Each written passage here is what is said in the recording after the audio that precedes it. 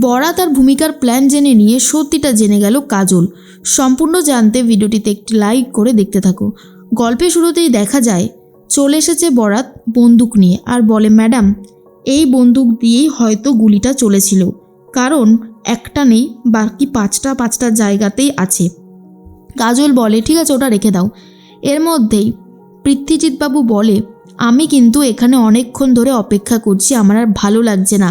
আমি কিছু করিনি, তাও আমি আপনাকে বলছি, কিন্তু আপনি আমাকে আটকে রেখেছেন কেন?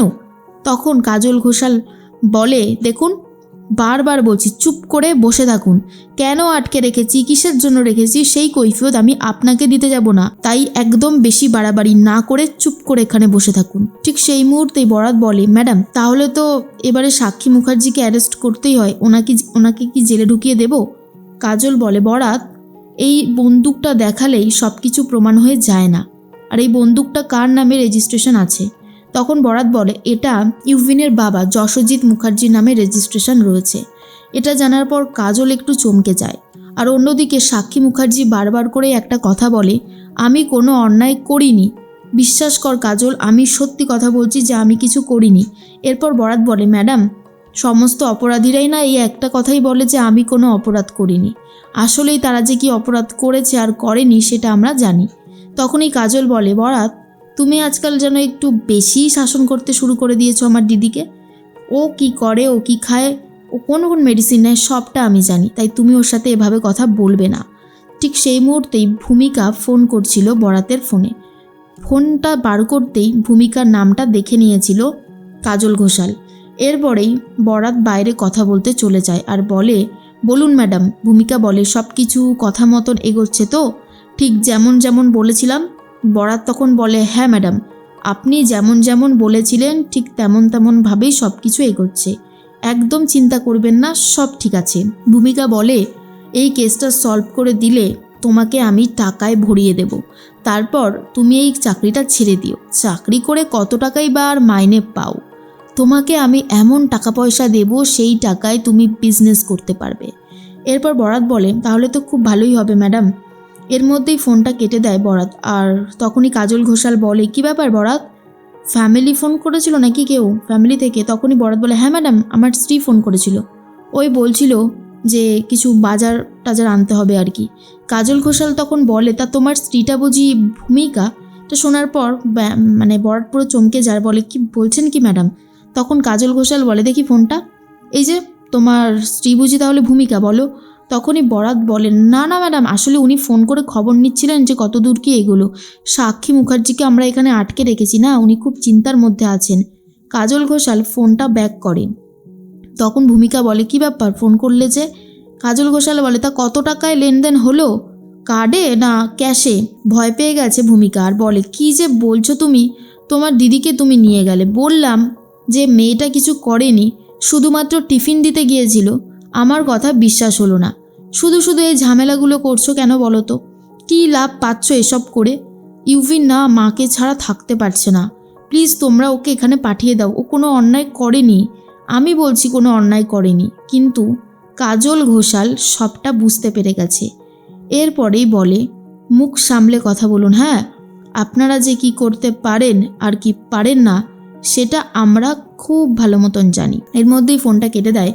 বরাতকে বলে, শোনো বরাত, এমন কোনো কাজ করো না যাতে একুল ওকুল দুকুলি যায়।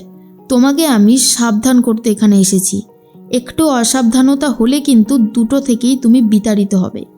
বরাত বুঝতে পেরে গেছে কাজল ঘোষাল সবটা জেনে গেছে। এরপরেই জুঁইয়ের বাবাকে বলে, আপনি এখান থেকে যেতে পারেন এখন।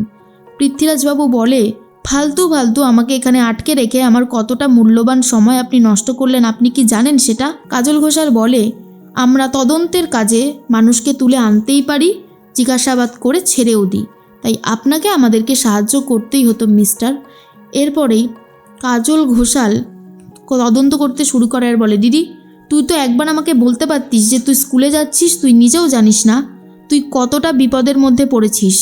সাক্ষী তখন বলে, কি বলছিস কি কাজল? কাজল তখন বলে, হ্যাঁ আমি একদম ঠিক কথাই বলছি, সব কিছু নিজের ইচ্ছাতে করিস না রে দিদি, তুই অনেক বিপদে পড়ে গেছিস রে, তোকে কি করে বাঁচাবো আমি সেটা নিজেও জানি না।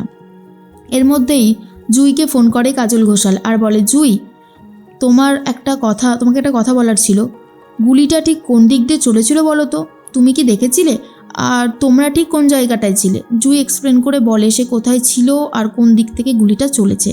কাজল ঘোষাল বলে, আমি একবার তোমাদের স্কুলে যাব আর গিয়ে এই কেসটা নিয়ে আবারও ভালো করে তদন্ত করব। শোনো, তুমি কিন্তু চলে এসো, হ্যাঁ?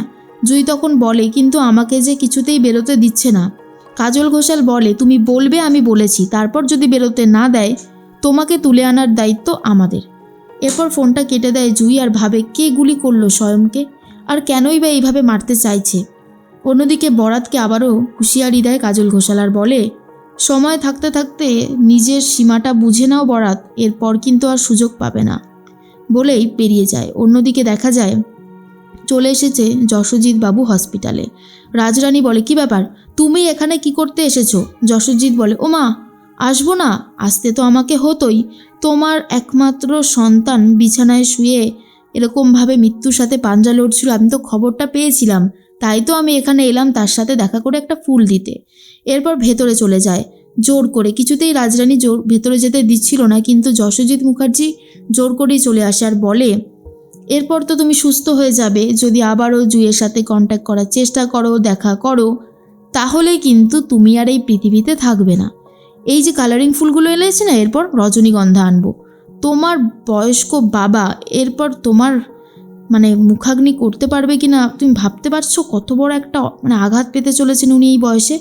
রাজরানী বলে, মুখ সামলে কথা বলো, তোমার কি কোনো বিবেক বিবেচনা নেই? তুমি এগুলো কি কথা বলছো? যশোজিৎ বাবু বলে, যা বলেছি তা একদম ঠিক কথাই বলেছি, ভুল কিছু বলিনি। ও আমার ছেলের অধিকার জানে না। আমার ছেলে আমার কাছে যা চেয়েছে আমি তাকে তাই দিয়েছি। আমি আমার ছেলেকে পরবর্তী উপহারটাও দেব, আর সেই উপহার যদি ও কেড়ে নেওয়ার চেষ্টা করে তাহলে ওর অবস্থা আমি খারাপ করে দেব।